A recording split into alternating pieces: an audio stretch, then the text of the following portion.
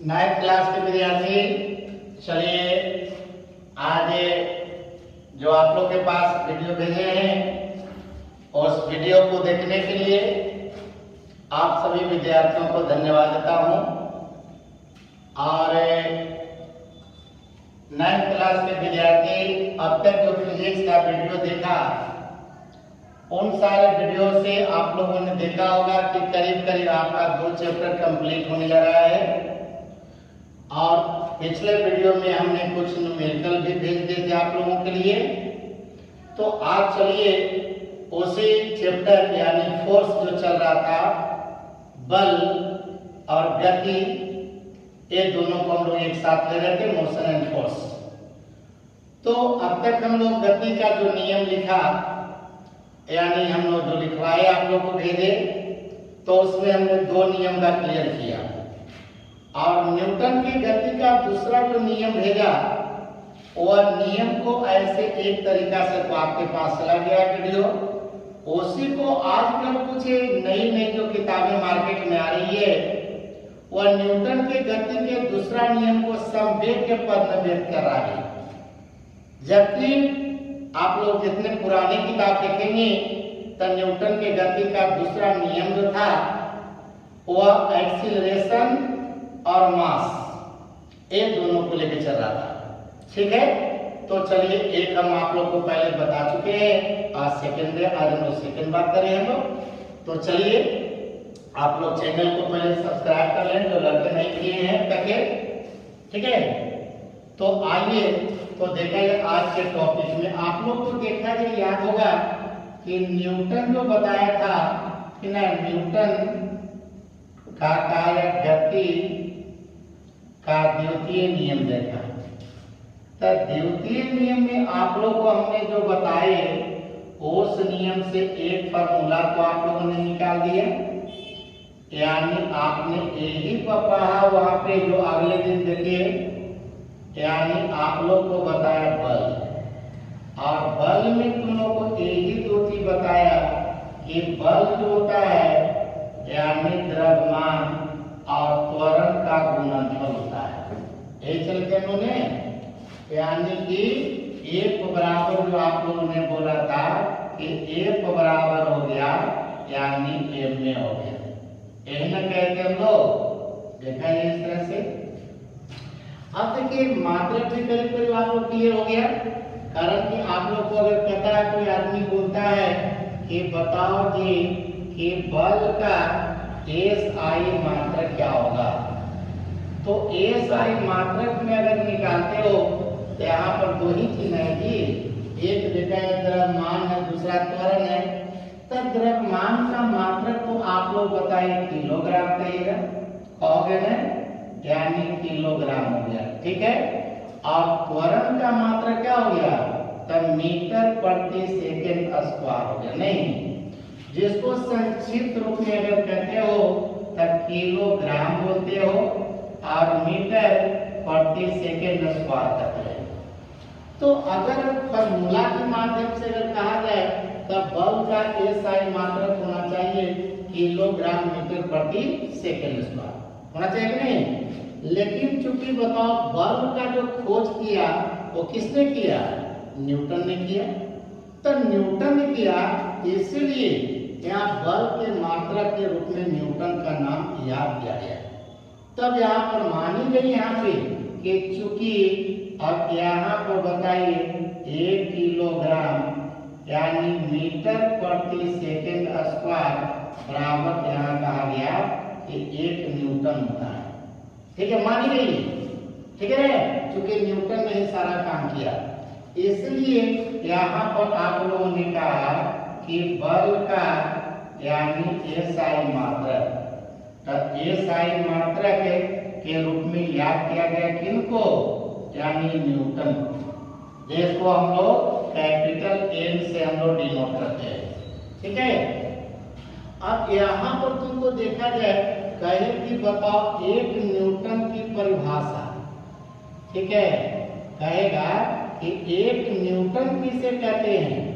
ठीक है, जैसे कि मान लिया आपने किसी वस्तु पर बल लगाया, ठीक है, जैसे कि अगले दिन मैंने पिछले वीडियो में बताए थे कि अब कोई लड़का जा रहा है साइकिल चलाते हुए, आप पीछे से खींच दिया, कोई लड़का ने पूछ दिया कि बताओ जी तू कितना बल लगाया, आपने बोला कि 10 न्यूटन लगाया बल। अब बताओ कि 10 न्यूटन और कम पढ़ा लिखा आदमी है और 1 न्यूटन का मतलब ही नहीं जानता है और तो उसको 10 न्यूटन बोल दिया, क्या वो समझेगा? नहीं समझेगा। तब उसको पहले 1 न्यूटन की परिभाषा समझाया पड़ेगा।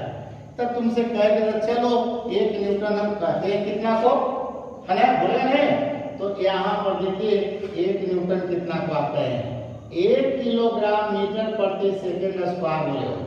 मतलब कि यहाँ पर कहोगे कि 1 केजी के यानी वस्तु है में कहोगे कि 1 मीटर प्रति सेकंड स्क्वायर का त्वरण, है ना, यानी त्वरण उत्पन्न करने के लिए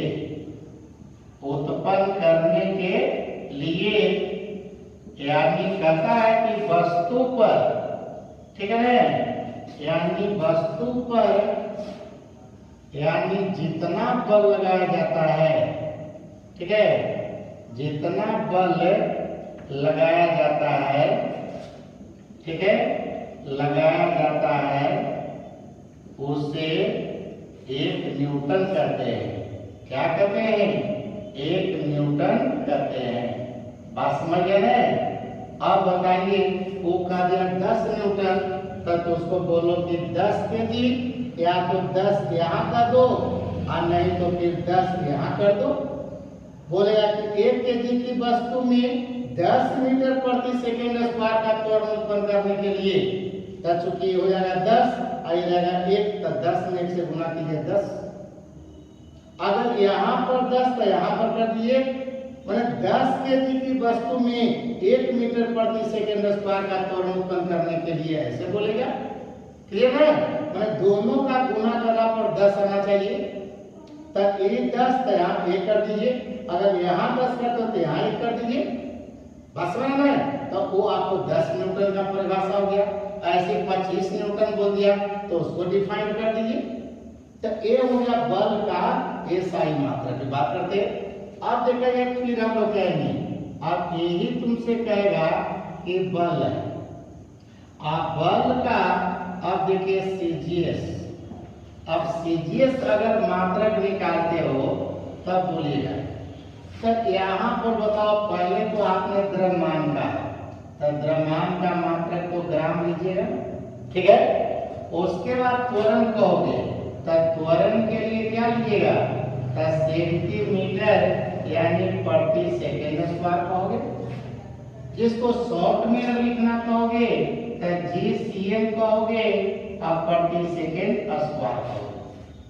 अब देखिएगा, समझिएगा, तब बल का जिस समय खोज न्यूटन ने कर रहा था तो उनको एक सहभागी के रूप में कही जाए, या एक जूनियर के रूप में कहा जाए, या एक भाइयर के रूप में कहा जाए, एक अन्य वैज्ञानिक भी काम किया जिसका नाम डाइन था।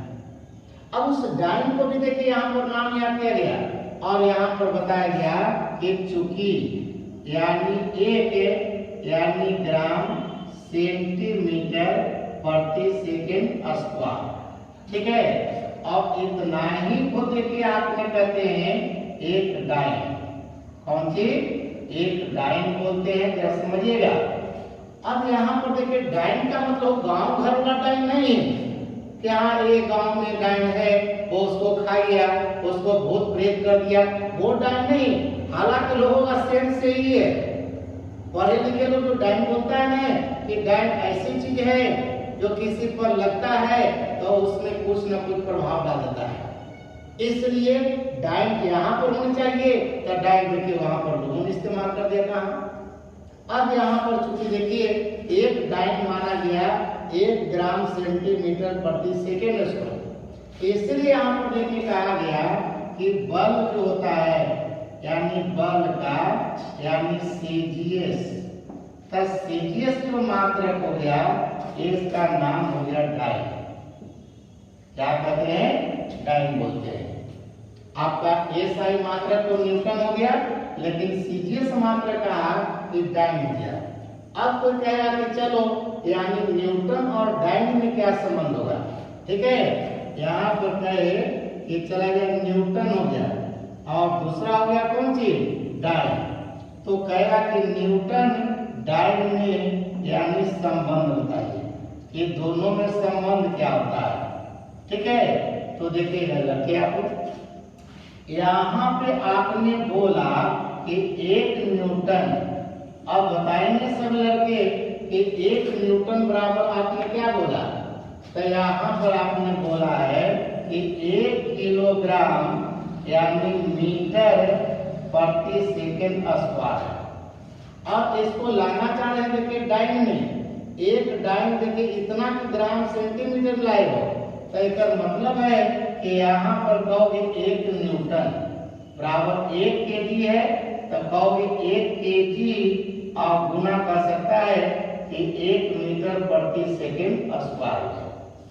अब यहाँ पर बताओ कि कहोगे कि 1 न्यूटन है, अब 1 केजी में बताइए 1000 ग्राम हो गया, और 1 मीटर में बताइए यानी 100 सेंटीमीटर हो गया, यानी प्रति सेकंड स्क्वायर।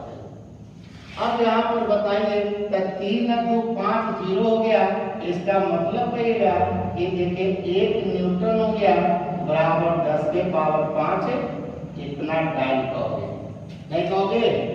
तब देखा जाए ये न्यूटन है, डाइन है, और न्यूटन डाइन में संबंध है, बात समझ रहे हो। तो इस तरह से अगर ऑब्जेक्टिव क्वेश्चन अगर आपसे पूछते हैं तो इस तरह की बात बताइएगा। देखिए इसी में तुम लोग को बता रहे थे कि कभी कभी देखिए अगर जैसे यही कहा कि बल है, ठीक है, अब एक बराबर तुमने क्या बोला है कि यहाँ से हो गया m और इनटू कहा कि a हो गया। अब यहीं से बोलोगे देखा जाए एक बराबर तो एक हो गया m और एक का मतलब हो गया देखा जाए v minus u by T कहिएगा, कहोगे ना।